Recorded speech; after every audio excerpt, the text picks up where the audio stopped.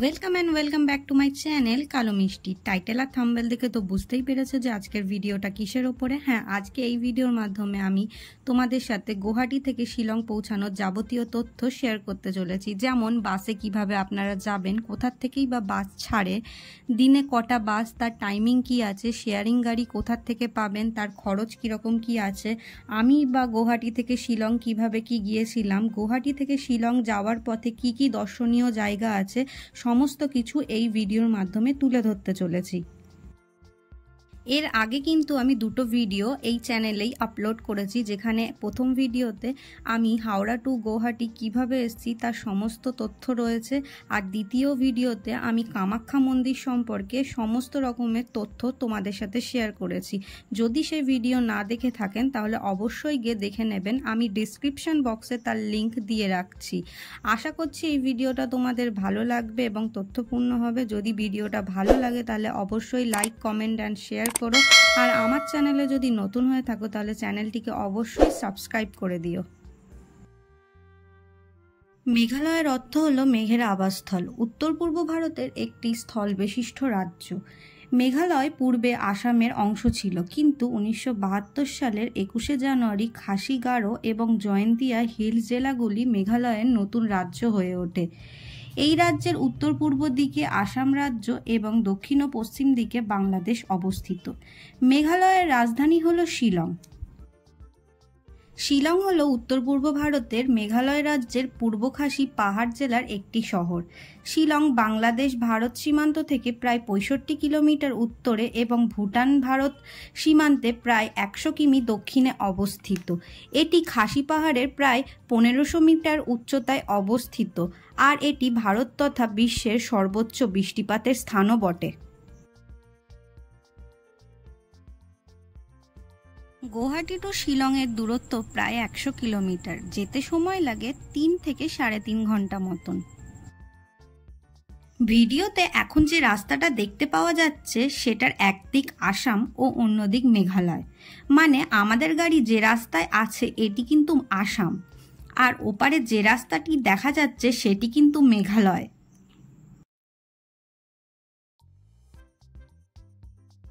এবার বলি গাড়ির বিষয়ে। যদি আপনারা বড় গাড়ি রিজার্ভ করতে চান তাহলে তার খরচ পড়বে 3 থেকে 3,500 টাকা মতন, আর ছোট গাড়ি রিজার্ভ করতে চাইলে তার দাম পড়বে 2 থেকে 2,500 টাকা মতন। পুরো গাড়ি বুক করলে একটাই সুবিধা হবে যে শিলং পৌঁছানোর আগে উমিয়াম লেক আর ডন বস্কো মিউজিয়াম দেখে নিতে পারবেন। এএসটিসি অর্থাৎ আসাম স্টেট ট্রান্সপোর্ট কর্পোরেশনের পাশেই ট্যাক্সি স্ট্যান্ড বা গাড়ি স্ট্যান্ড পেয়ে যাবেন, অথবা পল্টন বাজার থেকে কিন্তু রিজার্ভ গাড়ি, শেয়ারিং গাড়ি সমস্ত কিছু সুবিধা পেয়ে যাবেন। আর যদি কেউ শেয়ারিংয়ে যেতে চান তাহলে টাটা সুমোতে যেতে পারেন। সেটা 300 টাকা পার হেড পড়বে, কিন্তু সেখানে 10 জন প্যাসেঞ্জারকে একসাথে যেতে হবে। আর কেউ যদি একটু আরামে যেতে চান তাহলে সুইফট ডিজায়ার টাইপের গাড়ি নিয়ে যেতে পারেন, যেখানে 500 টাকা প্রতিজন পড়বে। তবে এই সুইফট গাড়িতে 4 জন প্যাসেঞ্জারকে একসাথে যেতে হবে। আর বাসে শিলং যেতে গেলে প্রতিদিন গুয়াহাটি থেকে শিলংয়ের একটাই বাস চলে, আসাম গভর্নমেন্টের এসি বাস। ভাড়া মাত্র 180 টাকা। বাসটি প্রতিদিন সকাল 8টায় গুয়াহাটি স্টেশনের একদম পাশ থেকে ছাড়ে, আর এটি মাত্র 3 থেকে 3.5 ঘন্টার মধ্যে শিলং পৌঁছে দেয়। কিন্তু এই বাসে গেলে একটাই প্রবলেম হবে, বাসটি পুলিশ বাজার পর্যন্ত যায় না, আপনাকে নামিয়ে দেবে শিলং আইএসবিটিতে। সেটা কিন্তু মেন শহর থেকে প্রায় 10 কিলোমিটার দূরত্বে। সেখানে নেবে আপনাকে আবার শ্যাটেল করে পৌঁছাতে হবে পুলিশ বাজার পর্যন্ত। এই শ্যাটেলের ভাড়া পড়বে 40 টাকা প্রতিজন। এবার বলি আমি কিভাবে গিয়েছিলাম শিলং পর্যন্ত। পল্টন বাজার থেকে শেয়ারিং সুইফট ডিজায়ার গাড়িতে গিয়েছিলাম। ভাড়া পড়েছিল 500 টাকা প্রতিজন। গাড়িটি ছিল ভীষণ পরিষ্কার। আমরা গুয়াহাটি টু শিলং এই সুইফট গাড়িতে গিয়েও ছিলাম এবং ফেরার দিন পুলিশ বাজার থেকে সেম শেয়ারিং গাড়িতে গুয়াহাটি পর্যন্ত এসেছিলাম। যাতায়াতের দুটো অভিজ্ঞতাই আমার খুবই ভালো ছিল। শিলং যাওয়ার আগে এই ধাবাতে দাঁড়িয়েছিল গাড়ি প্রায় 15 থেকে 20 মিনিটের জন্য। বাস বাদে প্রতিটি শেয়ারিং গাড়ি ও রিজার্ভ গাড়ির দাঁড়ায় তাদের প্যাসেঞ্জারের ব্রেকফাস্ট ও চা কফি খাওয়ার জন্য। এই ধাবাগুলোতে কিন্তু আপনারা বাথরুমের ব্যবস্থা পেয়ে যাবেন।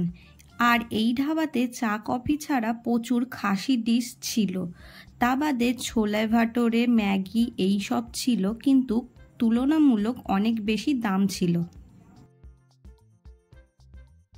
এখন চলে এলাম উমিয়াম লেকের সামনে। এই উমিয়াম লেকে বিশেষত কোনো শেয়ারিং গাড়ি দাঁড়ায় না, তবে আমরা গাড়িতে ওঠার আগে বলেছিলাম এখানে 10 মিনিটের জন্য দাঁড়াতে হবে, আর ড্রাইভার দাদাও তাতে রাজি হয়েছিলেন। তবে আমরা বাইরে থেকে এটিকে দেখেছিলাম, ভেতরে যাইনি।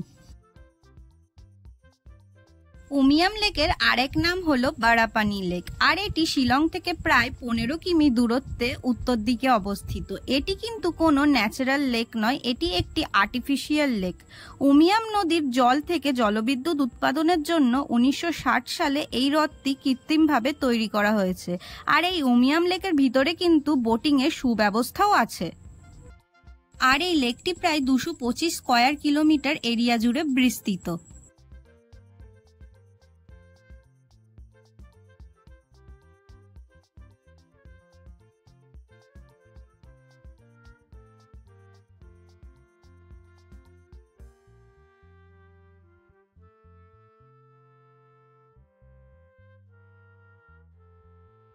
মেঘালয়তে ঢোকার পরপরই কিন্তু রাস্তার ভিউ অসম্ভব সুন্দর হয়ে ওঠে।